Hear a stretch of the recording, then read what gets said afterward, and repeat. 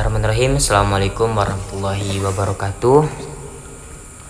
Perkenalkan, saya Abdul Hakim dan saya Fikri Indrayana. Kami di sini memenuhi tugas Big Data yang mana memberi kritik atau dukungan. Nah, kami di sini mendukung tentang insentif pajak terbaru pemerintah untuk pengusaha, yang mana insentif tersebut memiliki 7 insentif. Mana dalam pemahaman ini, dalam iklim ekonomi yang penuh dinamika seperti saat ini, dunia usaha menghadapi tantangan yang tidak ringan, mulai dari kenaikan biaya operasional, perubahan teknologi, hingga tuntutan pasar yang semakin kompetitif. Pengusaha dituntut untuk terus beradaptasi di tengah situasi tersebut. Pemerintah Indonesia berupaya menghadirkan berbagai bentuk dukungan yang dapat membantu pelaku usaha tetap bertahan dan berkembang. Salah satu dukungan yang paling strategis adalah insentif pajak, yakni kebijakan yang memberikan keringanan beban fiskal bagi para pelaku industri.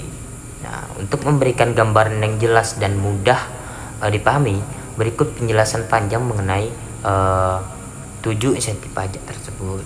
Nah, yang mana yang pertama ada PPh 21 ditanggung pemerintah.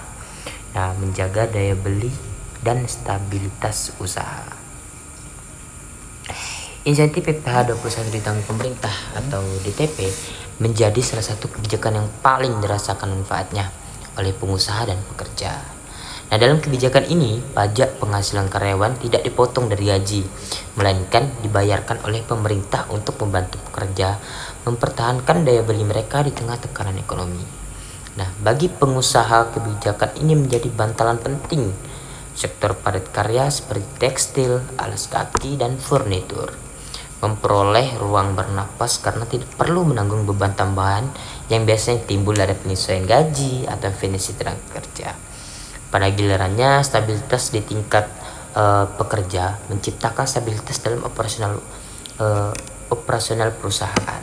Nah, dan juga yang kedua ada PPN yang ditanggung oleh pemerintah untuk kendaraan listrik. Nah, kan sekarang marak nih kendaraan listrik seperti mobil, motor, segala macam. Nah, itu kan sekarang sudah ada PPN yang ditanggung oleh pemerintah, yang mana hal ini mendorong ke sistem industri hijau.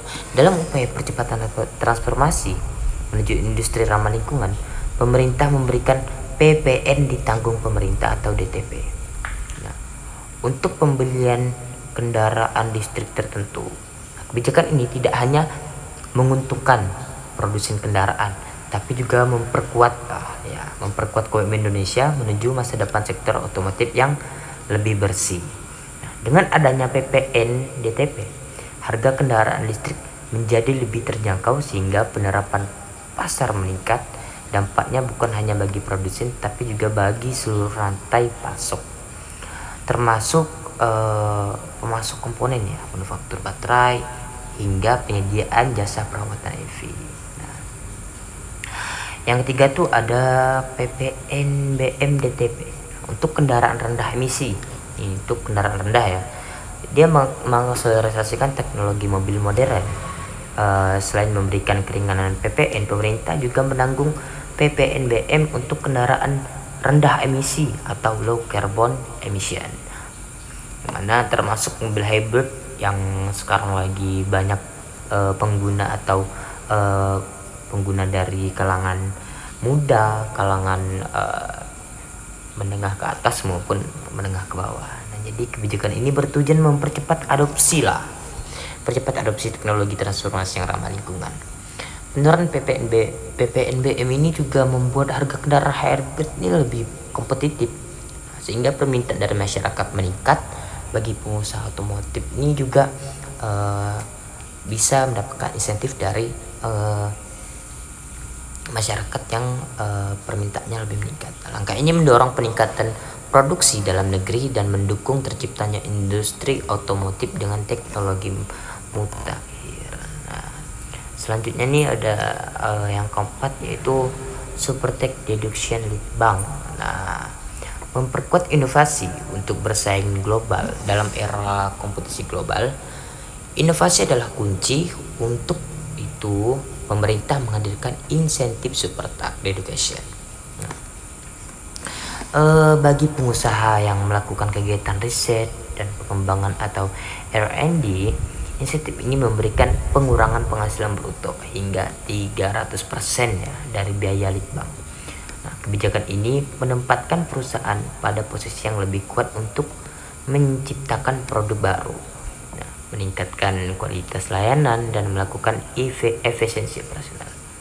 Spretek ini merupakan langkah strategis bagi perusahaan, tidak sekedar menjadi pengguna teknologi, tapi juga pengembangan inovasi ya, pengembangan inovasi yang relevan dengan kebutuhan pasar.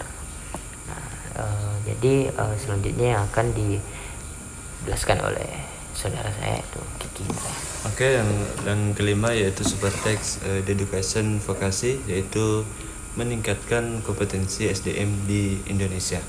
Nah, selain Litbang, pemerintah mendukung perusahaan yang berinvestasi dalam meningkatkan kualitas sumber daya manusia melalui program vokasi. Nah, pengusaha yang bekerja sama dengan institusi pendidikan untuk menyediakan magang, pelatihan, atau program peningkatan. Nah, keterampilan ini mendapat potongan pajak hingga 200%.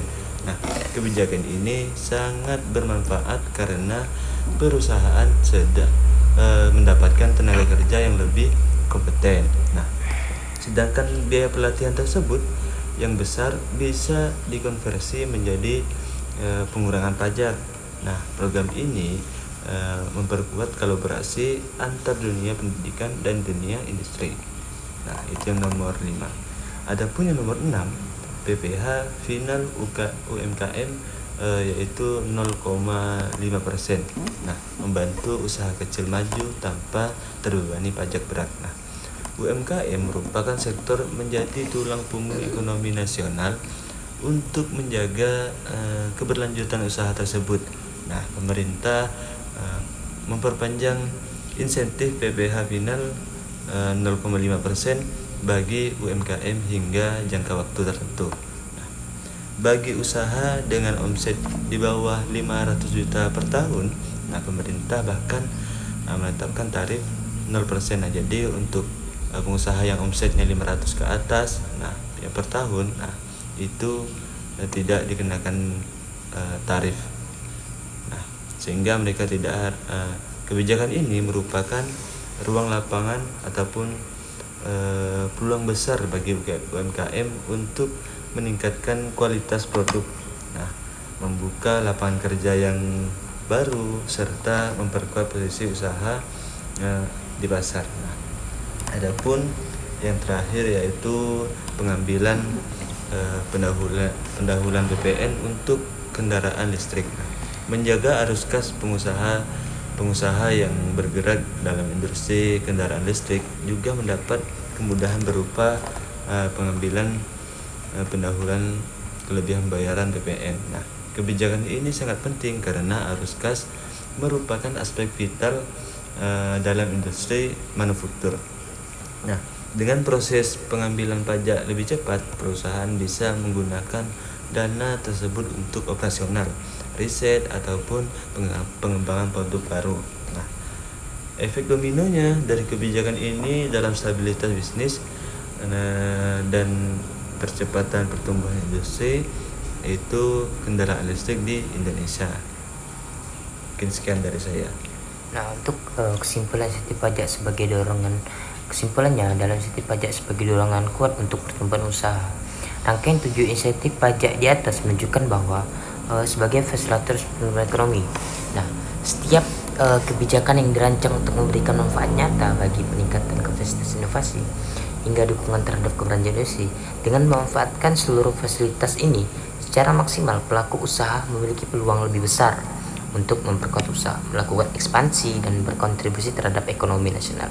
Nah, insentif ini bukan hanya perangkat kebijakan, tetapi juga sinyal kuat bahwa pemerintah berkomitmen mendorong dunia usaha menuju kemandirian, daya saing global, dan pertumbuhan jangka panjang. Nah, mungkin itu yang bisa kami sampaikan. Kurang lebihnya kami mohon maaf.